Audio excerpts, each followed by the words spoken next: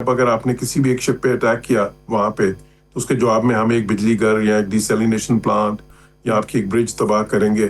تو اس سے ہونا کیا تھا, اس سے آپ ابھی تک تو جو بھی تھا یہ سارا کچھ جو ہو رہا تھا دوبارہ سے یہ کنٹرولڈ ایسکلیشن تھی, لیکن اس کے بعد وہ ایک انکنٹرولڈ ایسکلیشن کی طرف جا سکتے تھے یا نیکسٹ ناچ آف جو لیڈر آف ایسکلیشن ہے اس پہ جا سکتے تھے, اور وہ بہت ہی خطرناک ہوتا. بیکاز ظاہر ہے اگر امریکہ ایران پہ اس طرح کے اٹیکس کرتا, ایران گلف کنٹریز پہ کرتا, وہاں پہ بجلی گھر یا ڈیسیلینیشن پلانٹس تباہ کرتا, تو جیسے میں کہہ بھی چکا ہوں کہ وہاں پہ تو پوری جو ظاہر ہے اس وقت جو لائف ہے وہ ڈیسیلینیشن پلانٹس پہ بیسڈ ہے, کیونکہ پانی دیکھیں سعودی عرب کی بات کریں 50% ان کا انحصار ڈیسیلینیشن پلانٹس پہ ہے, یو اے کا 80%, کویت کا 90% اور بحرین کا 100%. اور اسی طرح کیونکہ ظاہر ہے انہوں نے سارے اسکائی اسکریپرز بنائے ہیں تو بجلی تو اس کے بغیر تو وہاں پہ زندگی کا تصور محال ہے. تو اس وجہ سے اب نیکسٹ جو فیز ہونا تھا وہ بہت ہی ڈیوسٹیٹنگ ہو جاتا, اور اس لیے یہ پاز جو ہے یہ دونوں ہی فریقوں کے حق میں تھا. تو میں سمجھتا ہوں کہ سب سے زیادہ جو اہم وجہ تھی وہ یہ تھی کہ یہ جو فیز تھا اب اس کی لمٹس پہ وہ پہنچ چکے تھے, اس سے کچھ ہو نہیں رہا تھا, ان کی بارگیننگ پوزیشن ری ڈیٹرمن نہیں ہو رہی تھی, اس سے وہ بارگیننگ پوزیشن وہی تھی جو پہلے تھیں. تو اس لیے مذاکرات ہی سب سے بہتر حل تھے اس موقع پہ. جوزف, جب یہ ایم او یو سائن ہو رہا تھا اس وقت بھی ایرانی جو ہماری بات ہوتی تھی وہاں تہران میں لوگوں سے, تو وہ یہ کہتے تھے کہ ایم او یو پر امریکہ عمل نہیں کرے گا, ایک جنگ کا مرحلہ اور آئے گا. وہ بات درست ثابت ہوئی. اب یہ فرمائیں کہ یہ جو جنگ بندی ختم ہوئی, ایم او یو جو ہے اس کو توڑا گیا, اس کا ذمہ دار آپ کیا سمجھتے ہیں؟ کہ کیا صدر ٹرمپ پر نیتن یاہو کا دباؤ تھا, یا صدر ٹرمپ یہ سمجھتے ہیں اندرون ملک ان پر جو تنقید ہو رہی ہے کہ بھئی انہوں نے ہار دیا سب کچھ اور برتری دے دی ایران کو, یہ وجہ تھی, یا کچھ اور وجوہات آپ کو نظر آتی ہیں, یا ایران استعمال ہوا اور اس نے خود ہی امریکہ کو حملے کا موقع فراہم کیا؟ جی میں سمجھتا ہوں اس کی 2-3 وجوہات ہیں. سب سے بڑی وجہ تو یہ تھی کہ جو کلاس 5 ہے اس کی, جو ایم او یو کی, جو اس ابنائے ہرمز کے بارے میں تھی ساری, اس کو بہت ہی زیادہ اس میں ابہام رکھا گیا. ایک بڑی لینگویج یوز کی گئی جو کہ انٹرپریٹ مختلف طریقے سے ہو سکتی تھی. اور کیوں کیا گیا؟ اس لیے کیا گیا کہ اگر وہ نہیں کرتے تو وہ معاہدہ ہونا نہیں تھا, کیونکہ دونوں کی پوزیشنز میں اتنا زیادہ فرق تھا. لیکن وہی ابہام جس کی وجہ سے وہ معاہدہ ہوا, بعد میں پھر وہ ایک مسئلہ بن گیا. کیونکہ دیکھیں اس میں جو اس کی لینگویج دیکھیں آپ کیا ہے کہ Iran will take all actions basic I mean words to the effect to ensure کہ جو ہے نا uninterrupted shipping flow. ایک تو یہ, پھر ساتھ ہی ساتھ کہا گیا کہ Iran will have a dialogue with Oman and in consultation with the other littoral states and under the international law will define the administration جو وہاں کی maritime administration ہے یعنی کہ for the future.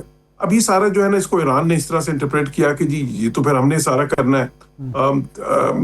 حالانکہ اس کی انٹرپریٹیشن یہ بھی بنتی تھی کہ جی آپ نے تو وہ ایکشنز لینے ہیں جس سے کہ وہ فلو جو ہے انٹرپٹ نہ ہو, یعنی کہ آپ نے مائنز ہٹانی ہے وہاں سے, آپ نے کسی طرح بھی روکنا نہیں ہے وہاں پہ شپس کو.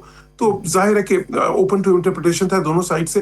اور پھر اس پہ جب ایران نے شپس پہ اٹیک کرنے شروع کیے, کیونکہ شپس جو ہیں ان کے ڈیزگنیٹڈ روٹ سے نہیں جا رہی تھیں, وہ عمان والی سائڈ سے گزرنا شروع ہو گئیں, تو پھر اس پہ یہ معاملہ شروع ہوا.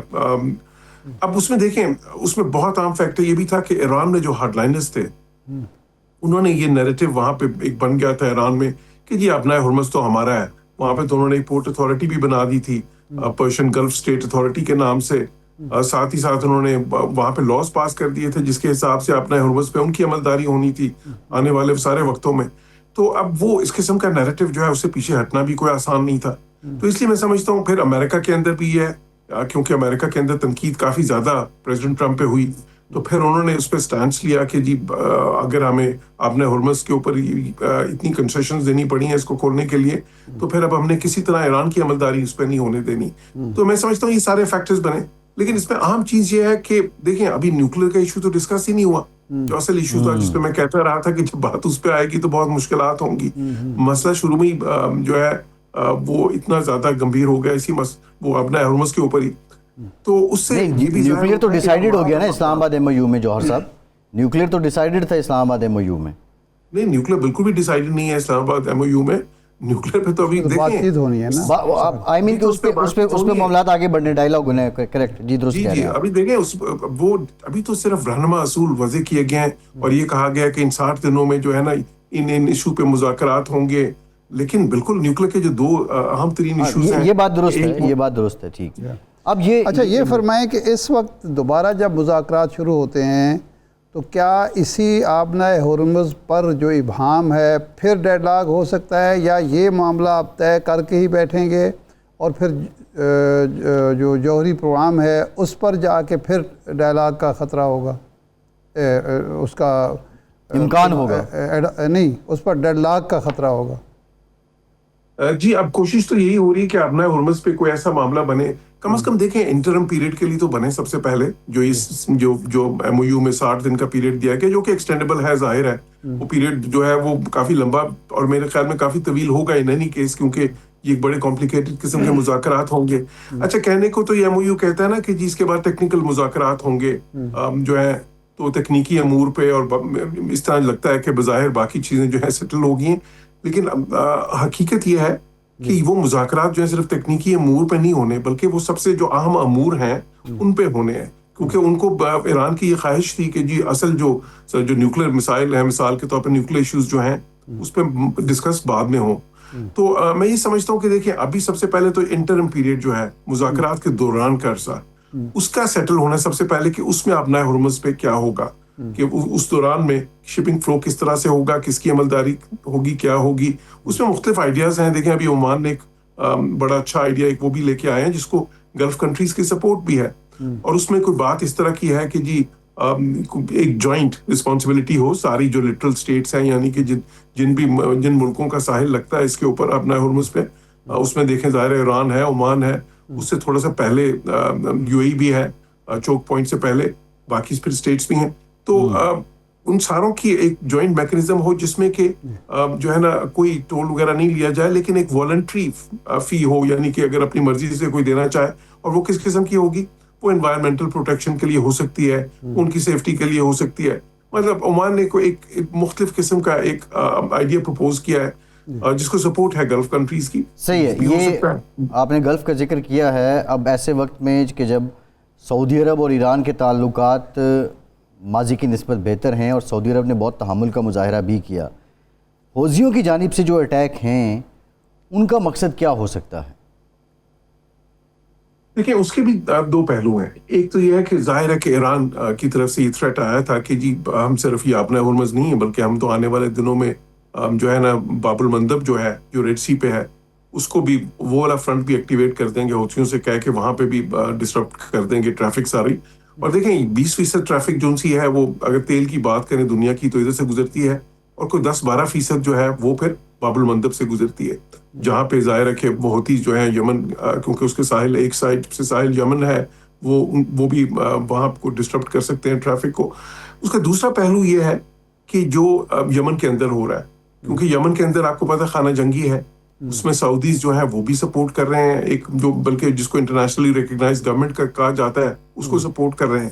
تو ان کی طرف سے حوثیوں پہ اٹیک ہوئے تھے, صنعاء پہ اٹیک ہوئے تھے ریسنٹلی, وہ ان کی طرف سے بھی کافی پیش قدمی ہوئی ہے, اور جو صنعاء جو کہ کیپٹل کنٹرول میں ہے حوثیوں کے, اس کے اوپر وہ اور اس کا ایئرپورٹ جو ہے اس کا محاصرہ کیا گیا ہے. تو اس کا بدلہ اتارنے کے لیے بھی حوثیوں نے تھریٹ کیا تھا سعودی عرب کو کہ ہم آپ کی جو ہے, انہوں نے پھر ڈرونز کے اٹیکس بھی کیے وہاں پہ, ان کی تنصیبات پہ جو تیل کی تنصیبات ہیں اس پہ بھی, اور پھر ان کا کہا کہ آپ کی شپس کو بھی ہم اٹیک کریں گے, اور انہوں نے کیا بھی اس کے بعد 2-3 شپس کو.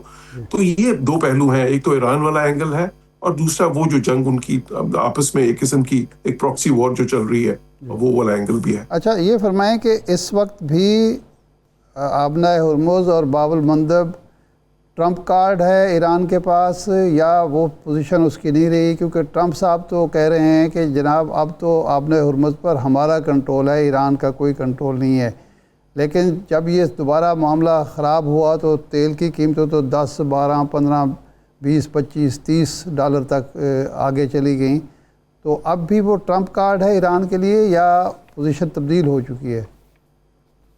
نہیں, میں سمجھتا ہوں دیکھیں ابھی بھی وہ لیوریج ہے بالکل ایران کے لیے, کیونکہ دیکھیں کنٹرول کی جب ہم بات کرتے ہیں تو اپنے ہرمز پہ کنٹرول کس کا ہے؟ امریکنز کے وہاں پہ شپس ہیں, لیکن کنٹرول پورا ان کا بھی نہیں ہے. انہوں نے حالانکہ ایک طرف انہوں نے بلاکیڈ کیا ہوا ایران کی ناکہ بندی کی ہوئی ہے ان کی انہوں نے, لیکن اچھا اسی طرح اگر ایران کہے کہ جی ہمارا کنٹرول ہے, تو میں سمجھتا ہوں ان کے اب کنٹرول نہیں, ان کی تو کوئی شپس بھی نہیں ہے وہاں پہ جو ہے نا پاور آف ڈسرپشن ہے ایران کے پاس, کہ وہ جب بھی چاہیں وہ ٹریفک کو ڈسرپٹ کر سکتے ہیں, جو ہے نا میری ٹائم ٹریفک کو یا میری ٹائم نیویگیشن جو ہے اس کو ڈسرپٹ کر سکتے ہیں. اور وہ ان کے لیے بہت آسان ہے. انہوں نے کرنا کیا ہے, انہوں نے پہلے تو کچھ مائنز بچھا دی, وہ جو بارودی سرنگیں ہوتی ہیں, اور باقی جو ہے وہ کوسٹ لائن سے میزلز اور جو ہے نا ڈرون سے اٹیک کرتے ہیں, اور ان کا کیونکہ بہت لمبی کوسٹ لائن ہے اس کے اوپر اپنے ہرمز پہ, تو ان کے لیے بہت آسان بھی ہے. اور دیکھیں اس قسم کے اٹیکس کو روکنا بڑا مشکل ہوتا ہے. اس کو اگر آپ وہاں سے میزلز اور ڈرونز آئیں گے, اس میں 90% تو شاید امریکنز روک لیتے ہیں, ان کی شپس ہیں وہاں پہ, لیکن جو 10% نہیں روک سکتے, جو پینیٹریٹ کر جاتے ہیں وہ والی شیلڈ, تو وہ اگر ایک دو شپس بھی تباہ ہو جاتی ہیں تو ساری باقی شپس تو رک جاتی ہیں. کیونکہ یہ شپس جو وہاں سے گزرتی ہیں وہ ہے کیا, وہ زیادہ تر آئل ٹینکرز ہیں, اور وہ تو بہت ہی زیادہ آپ کو پتہ ہے ولنریبل ہوتے ہیں.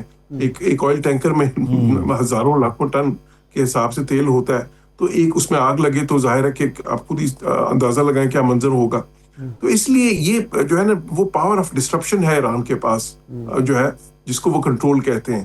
اور امریکنز کے پاس وہ پاور نہیں ہے کہ وہ ایران کی ڈسٹرپشن کی ایبلٹی جو سی ہے اس کو 100% ختم کر سکے. ان کے پاس 80% ہے, 90% ہے, لیکن 100% نہیں ہے. اور اسی وجہ سے وہ جو پاور آف ڈسٹرپشن ایران کے پاس ہے وہ بہت افیکٹو ہے. تو یہ سچویشن ہے وہاں پہ. تو میں سمجھتا ہوں کہ کنٹرول تو وہاں پہ کسی کا بھی نہیں ہے وہاں پہ. ہاں یہ ہے ایران کے پاس وہ ایبلٹی ہے کہ وہ ڈسٹرپٹ کر سکتا ہے ٹریفک, اور امریکہ کے پاس وہ پوری طرح سے ایبلٹی نہیں ہے کہ وہ ایران کی ڈسٹرپشن ایبلٹی کو فوائل کر سکے. جی ٹھیک, بہت شکریہ سلیم صاحب آپ کے وقت کا. ایک بریک کے بعد واپس آتے ہیں.